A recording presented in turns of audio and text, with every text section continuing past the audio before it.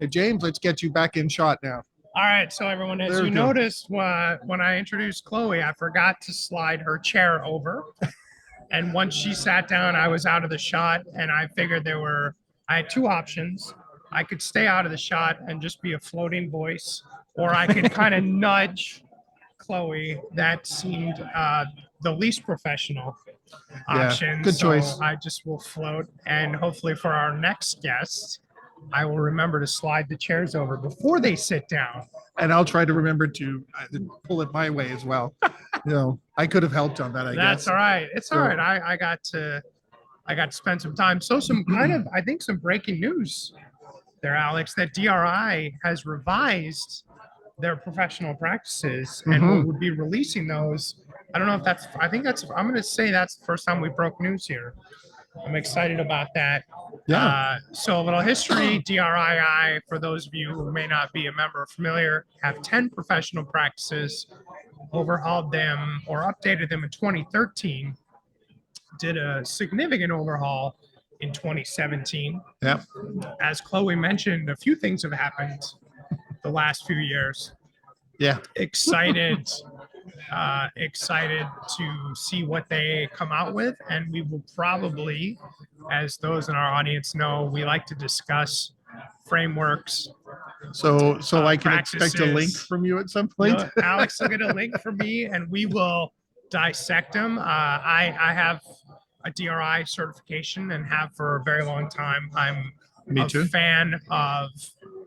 I'm a bigger fan of looser frameworks, not like what we talked about yesterday. Here's 50 things you have to do in each area, but here's 10 areas to be mindful of. So I'll be curious. Like if I had to speculate, obviously Chloe did say incident response is going to change. I would think we'll continue to see a bigger emphasis on cybersecurity. Yes. DRII was the one of the first, I want to say, resilience organizations to offer a cyber-based certificate, if I can remember that correctly, when that came out in 2017. So be curious to see what they have coming up. It sounds like we have. Do we get an invite to Austin? I think it sounded like maybe. Kind of, but I got a feeling it's probably out of our wallet. Well, but it sounds like a lot is going to be changing. The training courses are going to be changing. Marketing materials are going to be changing. And I did like her comment about the I won't say a refresher course, but the course that had what's changed in the industry, and I think that would be beneficial for people even that have been in the industry for a long time, because we could be doing the same things over and over again if we're in a organization, and sometimes things have changed that we're unaware of that we might be able to adopt and to make what we're doing, even though we've been doing it successfully for years, can still improve better. So I look forward to seeing what that course is going to look like, because that's going to be changing as well. And all the other materials are going to come out in the white paper. So definitely going to be keeping our eyes open for that. And I'm sure that you and I will be talking about that at some point on This Week in Business Continuity. It sounds like a conference we may have to broadcast at, is what it sounds like to me. So if you're watching and you think we should be at DRI's conference in Austin the last few days of February, shoot us a message, let us know, and we'll see what we can do there. Yeah, that would be great. Now, just before Chloe came on, I was going to tell you about my panic attack last night. Oh yeah, let's finish off the segment with Alex panic attack. With my freak out. As you all know, obviously we were recording yesterday, and recording through Zoom. So Zoom creates the files, and they were huge, very large files.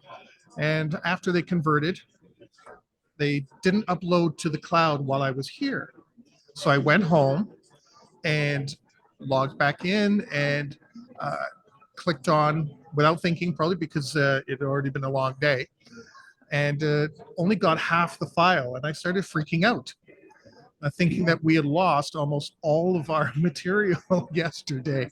And I was having a bit of a panic attack. After about an hour and a half of freaking out, including reaching out to Voice America to get them to send me the audio files at least. Finally, it uploaded to the cloud, and it's huge. Like, I mean, it's huge, this file. And everything was there.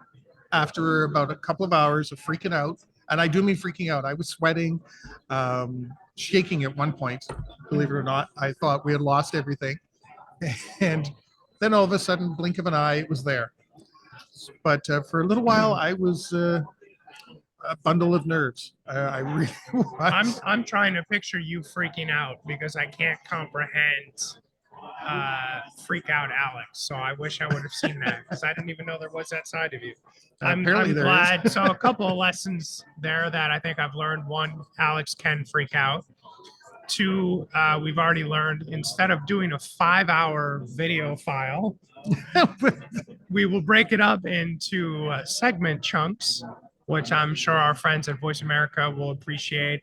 I know our video editors are definitely going to appreciate. That's me, by the way. Well, I'm trying to make it sound like we're a bigger operation than we are. But, sales, marketing, advertising, editing, booking guests, it's a literal 2-person show at the moment. Oh, excuse me. So what else we got to talk about? We still have a few minutes before we take our first break.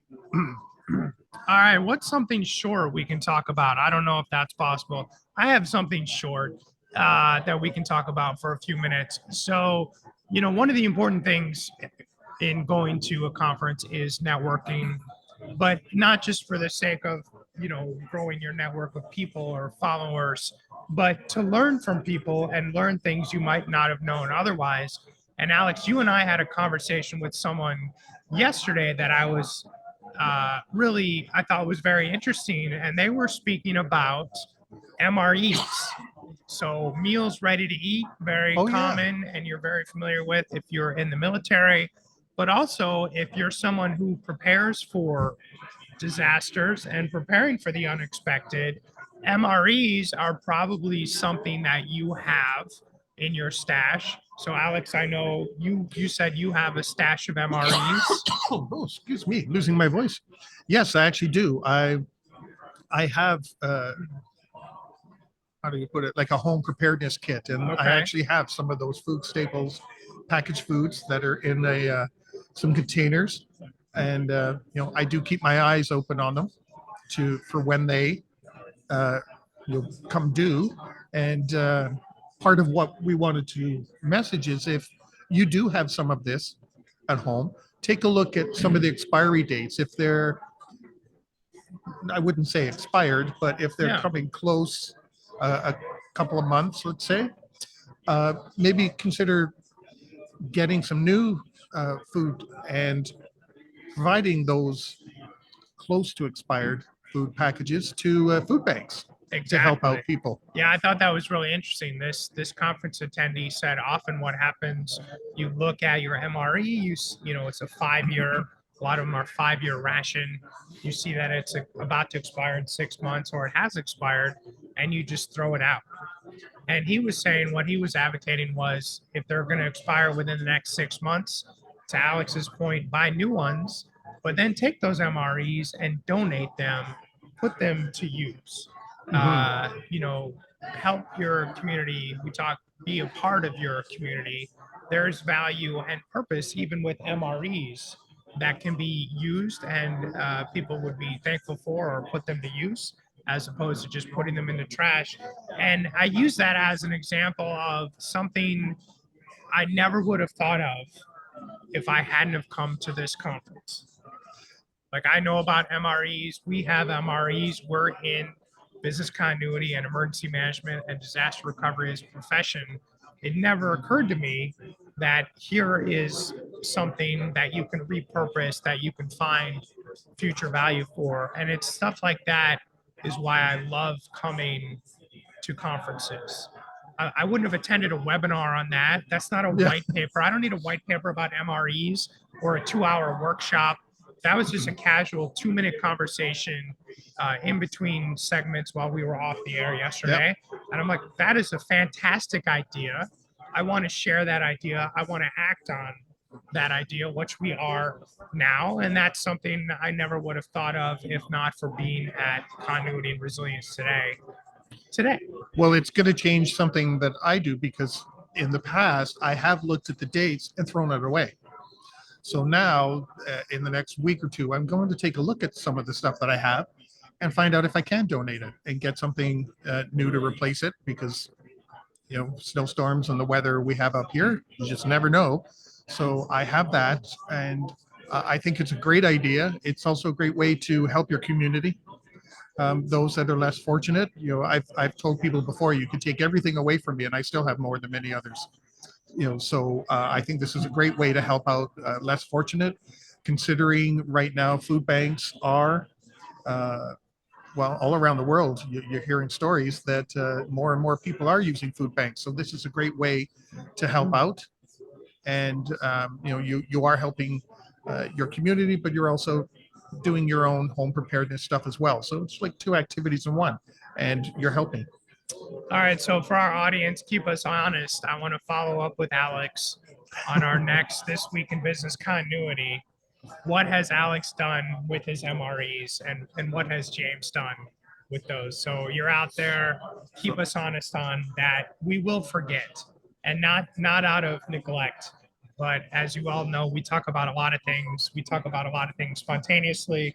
Alex is actually writing this down off camera. He's got it on paper. Down. So I'm committed. He's committed. I will have a look at all the stuff I have. I've got at home. I've got a few containers full of food, matches, candles, batteries, flashlights, water. I have.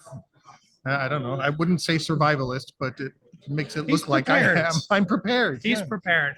Speaking for rations, yesterday Quiva was very kind enough to give us a box of Shamrock chocolates from Ireland. This morning she saw me and she's like, "Did you guys eat those chocolates?"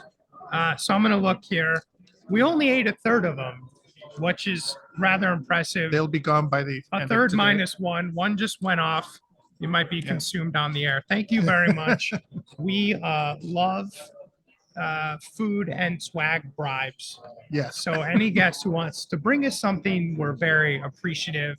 I will say, Alex, going around really quickly at the end of this segment, there are some people wearing, it looks like Ontario Emergency Management sweatshirts with the logo right on the chest.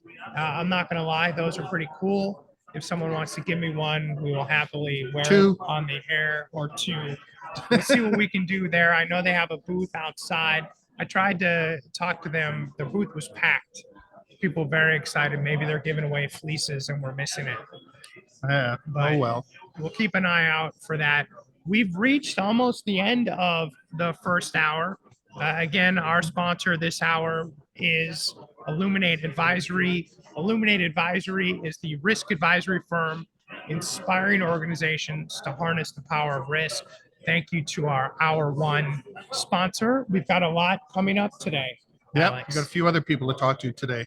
So on that note, we've come to the end of our first hour, and we will be right back.